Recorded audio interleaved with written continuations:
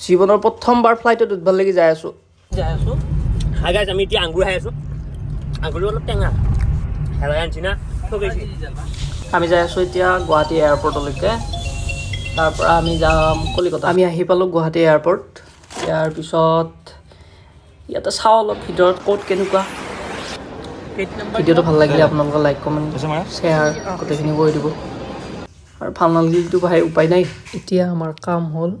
এয়াৰপৰ্টৰ ভিতৰত সোমাই যোৱা আৰু তাৰ ভিতৰত যিখিনি চেকআপ আছে যিখিনি কাম আছে আৰু এই গোটেইখিনি কৰি লোৱা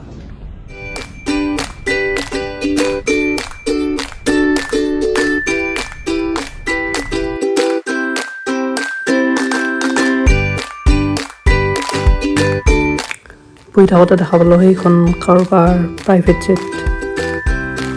আৰু এনেকুৱা বহি থাকোঁতে কিছু সময়ৰ পিছত আমাৰ ট্ৰেইনখন উৰা মাৰিলে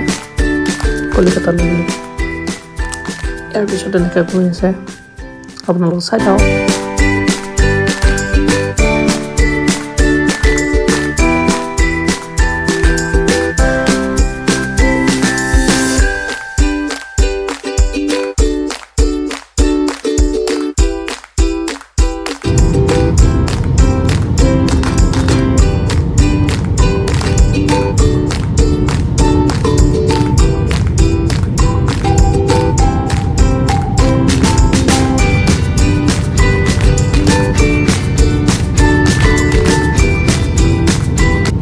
আপোনালোকে চাব লেণ্ডিঙৰ টাইমত কেনেকুৱাকৈ প্লেনে ব্ৰেক মাৰে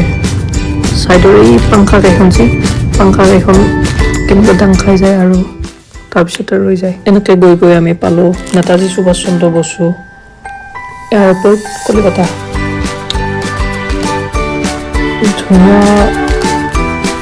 বহুত ধুনীয়াকৈ সজাইছে এই এয়াৰপৰ্টটো আৰু বহুত ডাঙৰ এৰিয়া আপোনালোকে চাব ভিডিঅ'টোত গোটেইখিনি মই উঠাই দিছোঁ